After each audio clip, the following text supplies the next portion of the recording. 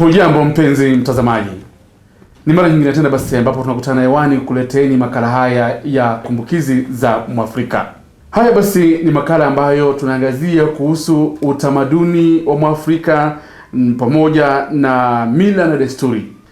Katika makala yaliyopita niliweza kuhabarisha na kutaarifu kwamba bila shaka haya ni makala ambayo tutakuwa tukiangazia jamii baada ya nyingine, hasa jamii zetu za hapa nchini Kenya, tukisawazisha na masuala ya Biblia. Je, unaweza ukaipata jamii yako katika Biblia yako?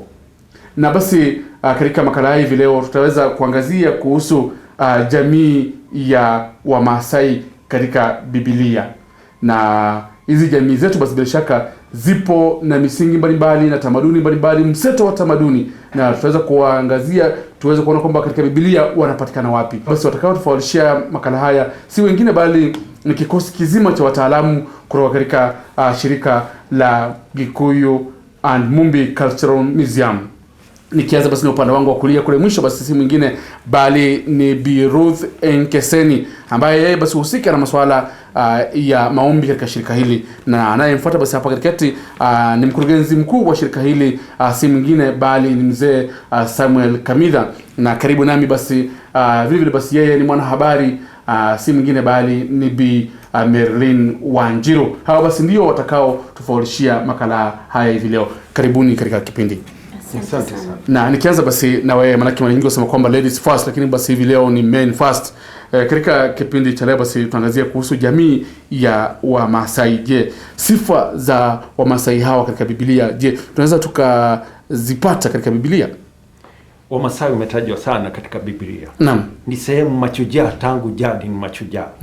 Na kama watu ambao walikuwa katika Biblia wametajwa walikuwa Waafrika, ni lazima wangetafuta usaidizi wa majeshi ya ukoo wao.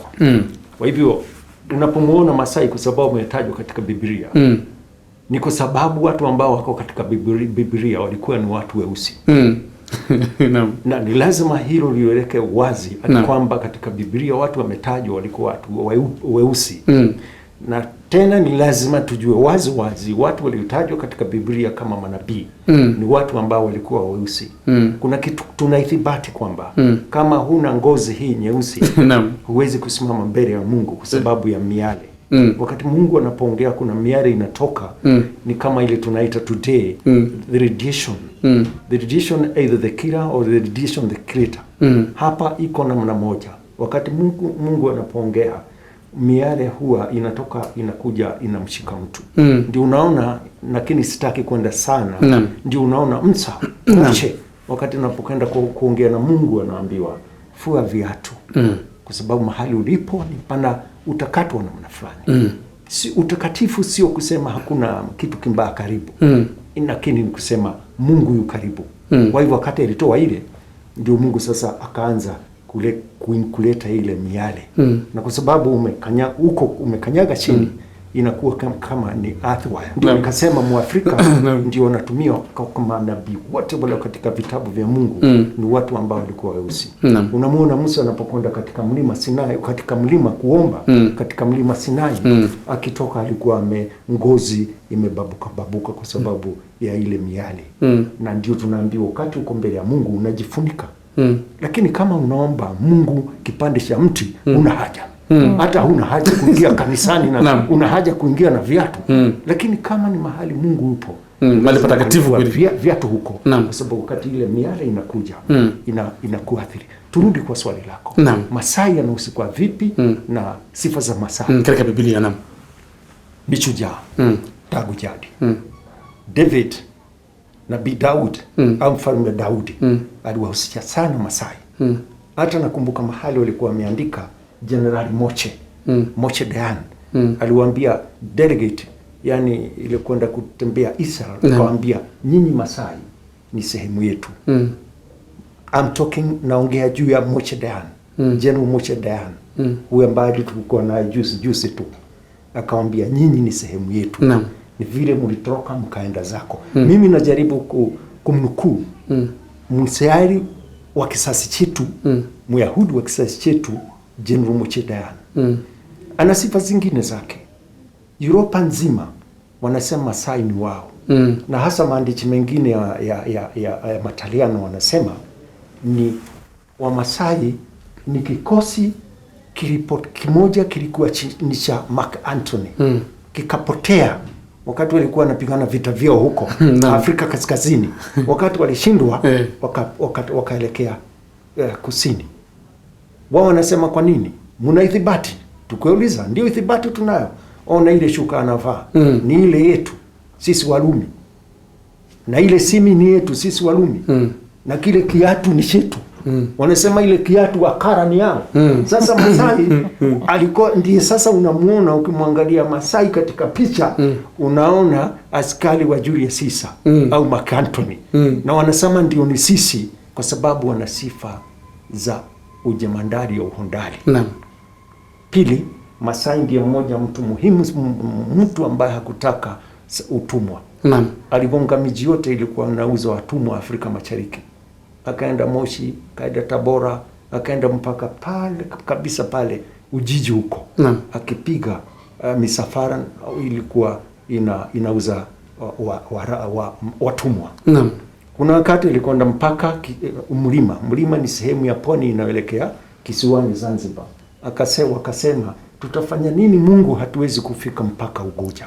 Soko kuu la watumwa. Sifao ni kwamba walifanya biashara utumwa isienee sana sehemu hii ya Afrika Mashariki. Naona kwamba basi una mengi kwa kweli ya kutueleza, lakini basi naona kwamba dada Ruth Nkeseni, manake sifa za Wamasai zinapatikana katika Biblia pande gani? Manake ndipo sasa tujue kwamba tunaelekea wapi na tunataka wapi.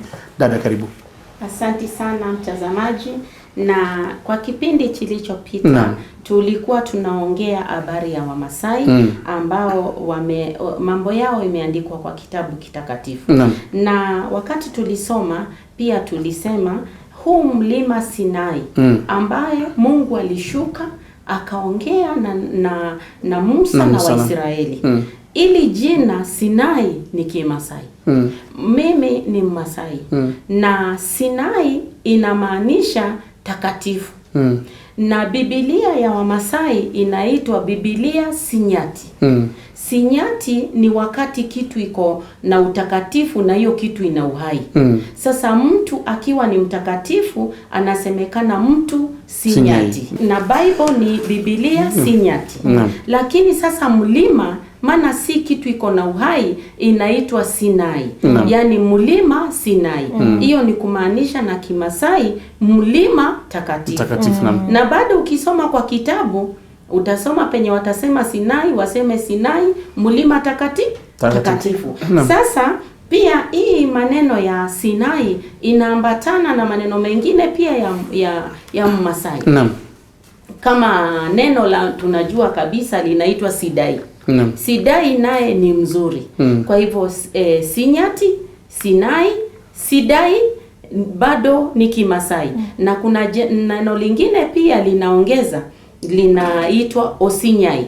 Osinyai ni pahali mchanga wa bahari ambayo huwa wakichimba wanapata maji ya kunywa. Sasa hivyo tumethibitisha kabisa hii jina la huu mlima ni jina letu sisi wa Afrika na linatokana na jamii yetu ya Kimasai. Na basi wakati tunapoendelea basi itabidi turudi kwa mlima Sinai. Ili tuone kama tutaona yapi mengine ambayo itadhibitisha ya kwamba sisi wa Afrika tuko kwa hii kitabu. Jambo la kwanza kabisa tutakayeliona ni kuwa Musa alipotoroka kule Misri alikuwa ameua mtu juu alikuwa nagombana na Musa kusaidia, basi akatoroka juu watu walijua ya kuwa ameua mtu na aliogopa Farao asimuue. Na Musa hiyo wakati alikuwa ni kijana wa Faraoni ambaye alikuwa anatakana achukue nchi. Alikuwa ndiye akuwe president kule ile wakati akuwe Farao. Lakini juu watu wamejua, ikabidi ni lazima atoroke aende mafichoni. Na wakati tunaposoma tunasikia alienda sehemu inaitwa Midiani. Na hii sehemu ya Midiani ndiyo iko na mlima. Na hii sehemu inaitwa Midiani, ndio tena tumekuta yule bibi kwa ile tamasha tulikuwa nayo awani, tulikuta bibi ya Musa anaitwa Zipora akiwa ni Mkushi. Na kitabu kitakatifu kitaendelea kutuelezea ya kuwa Kushi ni eneo la Afrika. Na huyu bibi alikuwa Mwafrika. Waona sasa haya mambo yanaambatana. Lakini ndio tuhakikishe kabisa ni lazima tuangalie pia hili kitabu takatifu tuone kama wanasemaje habari ya Sinai. Naam.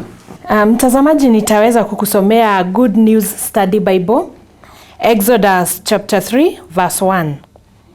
Na inasema, one day while Moses was taking care of sheep and goats of his father-in-law Jethro, the priest of Midian, he led the flock across the desert and came to Sinai, the holy mountain. Kwa lugha ya Kiswahili ni kitabu cha Kutoka 3 mstari wa 1. Siku moja Mose alikuwa anachunga kundi la kondoo la baba mkwe wake Jethro, kuhani wa Midiani. Mose alilipeleka kundi hilo upande wa magharibi wa jangwa, akaufikia mlima Horebu. Na mlima Horebu jina jingine ni mlima Sinai, ambao pia unaitwa mlima wa Mungu. Huo ndio ufafanuzi ambao hii Biblia inatuambia.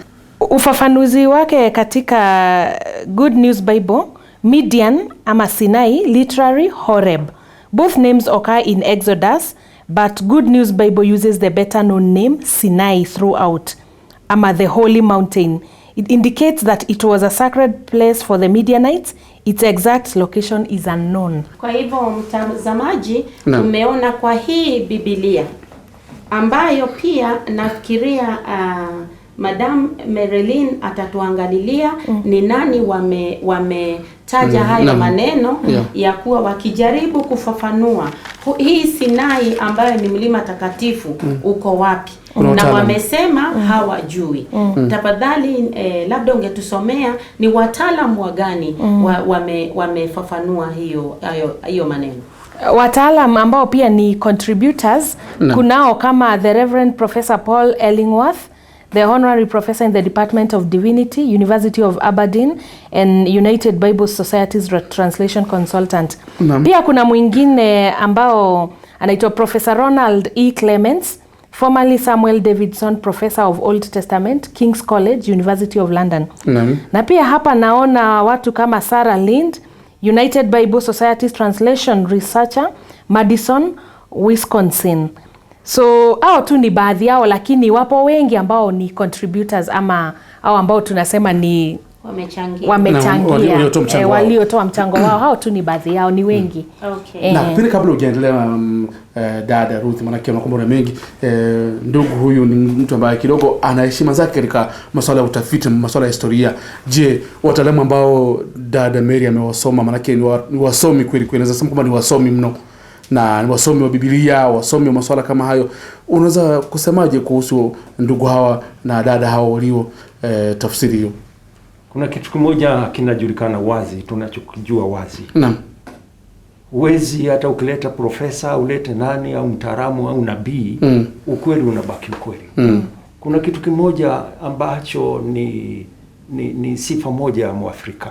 Akikaa hapa na hapa apaita Nairobi, akaenda Mombasa, utasikia huko Mombasa kuna mahali pengine naita Nairobi. Anahama na majina yake na watoto wake na jamii zake. Naam. Kwa hivyo si jambo lisilo la kawaida kusikia kwamba kuna Sinai huko katika nchi ya Saudi Arabia, na kuna Sinai katika Palestina, na tuna Sinai hapa ya Maasai. Kwa sababu ukilala chako kitachukuliwa. Tumesema chibiko la imani na historia ya watu ni Afrika. Na watu wanakwenda na majina yao huko wanakokwenda. Kwa kule walitoka. Lakini kwa sababu watu si kama historia, watu huondoka, wengine wakija wanaondoka. Lakini kwa historia mlima unabaki ule ule. Na wale wanaokuja wanauliza mlima huu mwaitaje? Hii twaita Sinai. Kwa hivyo si jambo lisilo la kawaida kusikia kuna Sinai kwa Masai, kuna Sinai kule, kwa sababu ni vile watu wanakwenda wakihama. Ningetaka kuongeza hivi kwa haya maneno ya kwamba Moses wakati alitoka Misri, yeye hakuenda pale penye leo kunaonekana Sinai ya leo. Naam. Kwa mapi ya leo Sinai iko juu ya bahari ya Shamu. Penye bahari ya Shamu imegawanyika na kama vidole viwili. Alafu Sinai inakuwa pale katikati. Nitakuonyesha msikilizaji kwa map baadaye na utaiona. Lakini Musa aliteremka chini. Kwa ajili wakati Musa alikuwa anaongea na Mungu, Mungu alikuwa anamtuma aende Misri. Naam. Kwa hivyo hakuwa Misri. Naam. Na wala Musa hakuwa Kanani. Naam. Bana, kwa ajili hata wakati aliambiwa uwalete hapa tuombe ili waende Kanani. Lakini hivi leo ni maajabu sana Bwana Job. Naam. Hivi leo tunayoonyeshwa Sinai iko ndani ya Egypt. Naam. Na hali Musa alikuwa mashatoroka Egypt. Naam. Na hata Waisraeli wakati walikuja Sinai kusomewa amri ni Mwenyezi Mungu, hawakuwa Misri. Naam. Walikuwa wameshatoka. Na hata walikuwa na wakati mwingine wakifa moyo, walikuwa naambia Musa turudishe Misri. Hapa tutakufa ni njaa. Kwa hivyo hawakuwa Misri na hawakuwa Kanani. Walikuwa nchi ilipo katikati, mahali. Lakini kama wakitoka Misri, Musa wangeenda juu, ilikuwa sasa kule juu ni bahari ya Mediterranean. Na kule basi wangezamia, maana kule ni hamna ardhi. Maana kama sema ni kusini.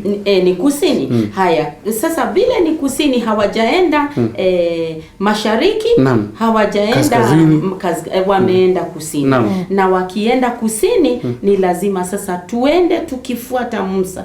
Tujione pole pole. Tukiona nchi yetu ama bara letu la Afrika likihuzishwa ni Musa hapa na hapa pole pole. Lakini mwanzo kabisa basi wacha tuanze na safari ya Musa ambayo alitoka Misri kutorokea kwenda kwa Midiani, na ambayo sasa tutaiona kwa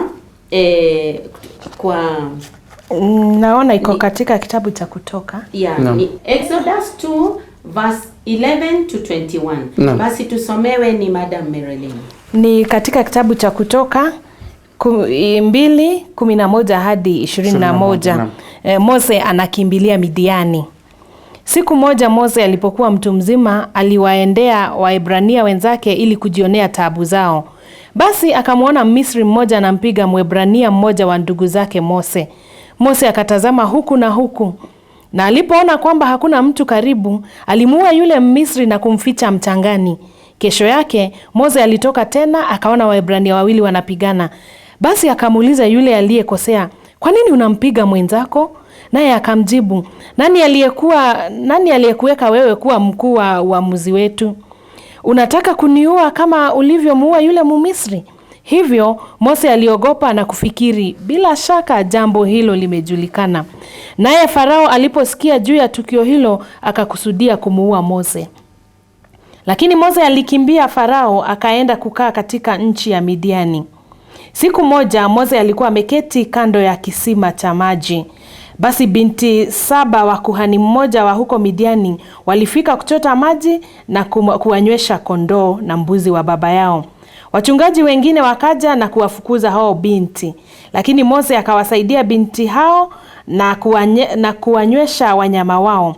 Walipomrudia baba yao Reuli, yeye akawauliza, "Mbona leo mmerudi upesi hivyo?" Nao wakamjibu, "Misri mmoja alituokoa mikononi mwa wale wachungaji, naye mwenyewe akachota maji na kuwanywesha wanyama wetu."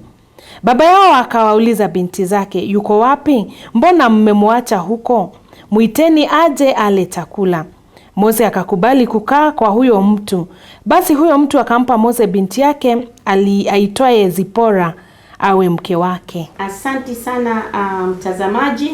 Hapo tumeona maandishi ikidhibitisha ya kwamba Musa alienda Midiani. Na huko Midiani ndio penye atapata ile familia ambayo imempa bibi, na huyu bibi ni Zipora.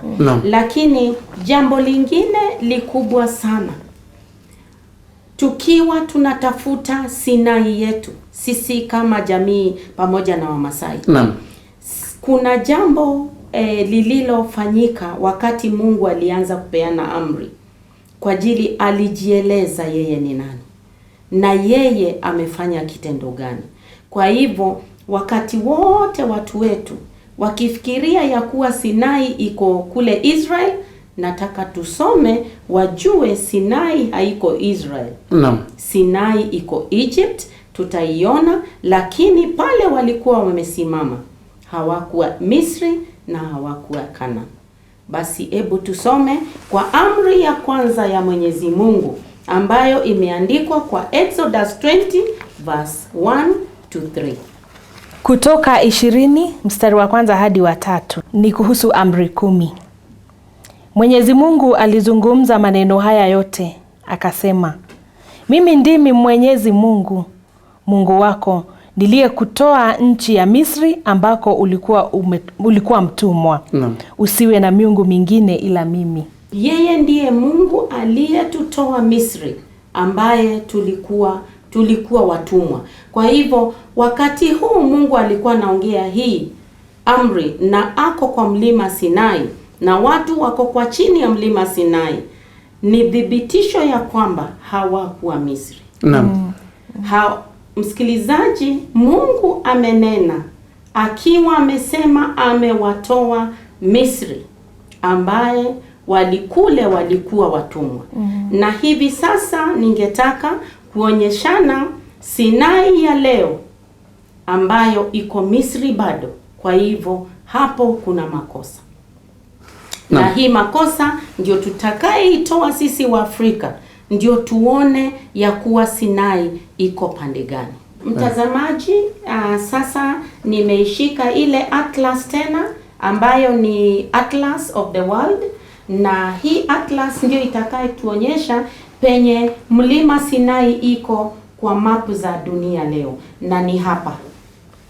Na ukiangalia hapo tayari hii sehemu ni ya Misri. Naam. Na yeta watu walitoka Misri. Tutajuaje? Naam. Tutaifungua tena peji nyingine tuone Misri imefika paka wapi, eneo lililo linatawaliwa na Misri. Naam. Na tutaona ya kwamba hii bahari ya Shamu kwa kichwa yake penye imefanya vidole mbili, ambayo moja ni Suez na ingine inaitwa Akba, bahari ya Akba. Hapo katikati yote hiyo area inaitwa the Sinai Peninsula. Hiyo ni pahali pa Egypt na inatawaliwa mpaka leo ni serikali ya Egypt. Kwa hivyo kusema Sinai ni hapa ni kukosea. Kwa ajili Mwenyezi Mungu amesema wameshatoka Misri na wako kwa mlima fulani, na sasa baada ya hiyo atawaambia waende kwao Kanani. Na hii ndio jambo naona ilichangia wale wataalam walikuwa tumesoma kwa ile kitabu wakichangia kusema ukweli kama sisi maprofesa hatujui penye iko. Maana ukisema ni hii na usome kitabu unaona sasa. Tayari walikuwa Musa alikuwa tayari yupo kusini mwa Misri. Alikuwa kusini lakini hakuwa hapo. Lakini huku kusini ni lazima kuna mlima ambayo uliitwa Sinai, lakini leo labda hauitwi hivyo. Kwa ajili bado tena mlima ndio uweka jina lake kwa muda mrefu sana. Na huo mlima ndio navosema msikilizaji, tutaelekezwa huyo mlima ni Musa mwenyewe. Tutaona safari ya Musa pole pole paka tutakayefika kwenye huo mlima na tuone ni mambo gani yako pale. Asante sana. Na pengine basi kwenye kipindi kijacho tutaendeleza pale, maana ndio tujue kwamba kwa hakika mlima huu wa Sinai upo wapi. Ama wasemaje? Ndiyo, kipindi kingine tutaona huu mlima uko wapi. Maana hatuwezi kuamua kwa ghafla. Lazima tumfuate Musa. Sasa Musa ako kwa Yethro, tutamfuata Musa tuone Musa akiongeleshwa na Mwenyezi Mungu. Aya, basi tutasoma kutoka Exodus 3 verse 1 mpaka 12. Hicho ni kitabu cha Kutoka 3 kutoka mstari wa kwanza hadi 12. Mungu amuita Mose. Siku moja Mose alikuwa na wachunga kundi la kondoo la baba mkwe wake Yethro, kuhani wa Midiani. Mose alilipeleka kundi hilo upande wa magharibi wa jangwa, akaufikia mlima Horebu. mlima wa Mungu. Basi malaika wa Mwenyezi Mungu akamtokea katika mwali wa moto katikati ya kichaka. Mose akaangalia, akashangaa kuona kichaka kinawaka moto na wala hakiungui. Basi akajisemea, hiki ni kioja, kichaka kuwaka moto na kisiungue, hebu nitazame vizuri. Mwenyezi Mungu alipoona kwamba Mose amegeuka kukiangalia kichaka, akamuita pale kichakani, Mose, Mose. Mose akaitika, naam, nasikiliza. Mwenyezi Mungu akamwambia, usije karibu, vua viatu vyako, kwa sababu mahali unaposimama ni mahali patakatifu. Kisha Mungu akamwambia, mimi ndimi Mungu wa baba yako, Mungu wa Abrahamu, Mungu wa Isaka, Mungu wa Yakobo. Mose akaufunika uso wake kwa kuwa aliogopa kumwangalia Mungu. Kisha Mwenyezi Mungu akamwambia, nimeona mateso ya watu wangu walioko nchi Misri, na nimesikia kilio chao kinachosababishwa na wanyapara wao. Najua mateso yao, na hivyo nimeshuka ili niwaokoe mikononi mwa Wamisri. Nitawatoa humo nchini na kuwapeleka katika nchi nzuri na kubwa, nchi iliyotiririka maziwa na asali, nchi ya Wakanani, Wahiti, Waamori, Waperizi, Wahivi na Wayebusi. Naam, kilio cha Waisraeli kimenifikia. Nimeona jinsi Wamisri wanavyowatesa. Sasa nitakutuma kwa Farao ili watoe watu wangu, watu hao wa Israeli, kutoka nchi Misri. Lakini Mose akamwambia Mungu, mimi ni nani hata nimwendee Farao kwa kuwatoa Waisraeli nchini Misri? Mungu akamwambia, mimi nitakuwa pamoja nawe. Utawatoa watu wa Israeli na kuja kuniabudu mimi Mungu juu ya mlima huu. Hiyo itakuwa ishara kwamba ni mimi Mungu niliyekutuma wewe. Basi ndio. Basi msikilizaji ama mtazamaji, umeona ya kwamba kuwa Musa atarudi kwa huu mlima kule Midiani, kule kwa Wakushi. Hiyo ndio itakuwa thibitisho kamili ya kuwa Mwenyezi Mungu ndiye amemtuma. Kwa hivyo huo mlima una maana sana kwa watu wa dunia wote ambayo wana imani ya huyo Mungu mmoja.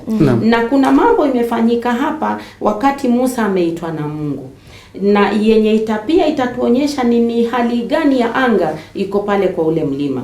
Musa alikuwa anachunga mbuzi, kondoo za baba yake, baba mkwe wake Jethro. Na huo mlima basi utakuwa na nyazi za hii kondoo. Na pia kutakuwa na maji ya hiyo kondoo na yeye mwenyewe. Na haya ni mambo haiko kwa ule mlima wa Sinai wa leo. Ule mlima wa Sinai wa hivi leo ni mawe tupu, hamna nyazi hata moja, hamna uhai pale. Hata ukipanda bila maji ya kunywa basi utafariki. Haya ni kitu la kwanza. Kitu cha pili, Mungu amemuita Musa akiona moto inataka kuchoma kichaka, lakini hakichomeki. Kwa hivyo ule mlima una vichaka, lakini leo Sinai ya leo haina kichaka. Waona? Basi haya hizi vitu tunaweza kuona Mungu aliifanya tu, lakini ilikuwa ni kitu ya kutuhakikishia hali ya anga ya ule mlima. Una maji, una nyazi, una kichaka, ambayo sasa haipo kwa ule Sinai ile tunavyofikiria sisi kama Waafrika. Kwa hivyo na kukua ya kwamba huo mlima Mungu ameuchagua uwe mlima wa maombi. Maana amesema mtakuja hapa, utawatoa Misri, mkuje hapa tunavyoongea na wewe, muniabudu mimi kama Mungu. Tayari amepiga muhuri ya kuwa Sinai, mlima wa Wakushi, ndipo pahali ya mwisho kuwa ndio pahali juu sana ya maombi ya Mwenyezi Mungu. Ndio. Mle tulotongea umeyoma, maana yake inabidi basi tutamatishe makala, maana yake kwenye kipindi kijacho tutaendeleza hiyo sehemu ndio tujue kwamba kwa hakika huo mlima unaweza ukawa katika nchi gani za Afrika. Na mwisho kabisa, pengine kwa neno moja tu, dada Merlin, wasemaje? Mambo yamekuwa moto kabisa. Hata mimi nasoma mengi sana. Kwa mtazamaji wetu aendelee kutazama. Naona kuna mambo mengi yanachipuka ambayo tumejifunza leo sana. Hata sina la kusema. Asante sana. Mzee Samuel, wasemaje mwisho kabisa kwa neno machache, maana muda umeyoma kweli kweli. Sehemu iliyosomwa inatuonyesha ni lazima na sisi tusimame tuchukue sehemu ya Biblia. Kama mjuavi makaburu walipokwenda Afrika Kusini walichukua sehemu hiyo na wakasema Biblia Canaan ilikuwa ni nchi ya South Africa. Na wakasema ni wana haki kuwatesa Waafrika. Hakuna ithibati kwamba Canaan ilikuwa Afrika Kusini. Sisi tuna ithibati kwamba Canaan ilikuwa katika Afrika. Kwa hivyo ni lazima kama tunataka kurudi kwa Mungu tena, tuchukue Biblia, si kuichukua kuibeba, ni kuchukua hatua na kutafiti, tuone ni wapi Biblia yetu imewekwa kosa au imewekwa uchafu. Mwisho kabisa, dada Ruth Nkeseni, wasemaje? Ndiyo, ningemwomba mtazamaji ajiweke nguvu na asimame imara kwa ajili Mwenyezi Mungu aliyeongea na Musa kule mlimani Sinai. Bado ni huyo Mungu na ako tayari kabisa kumweka yeye nguvu, akiwa mmoja ya wale alisomea sheria, na akiwa sheria ilisomewa hapa Afrika, na ikiwa hapa Afrika ndio penye akina Musa na Waisraeli wote waliishi miaka 400. Sisi tumebarikiwa sana. Msikilizaji, ukae na baraka za Mwenyezi Mungu siku zote, na ukae ukisikiza haya makala yetu mazuri sana ya kumbukizi za Mwafrika. Karibu sana.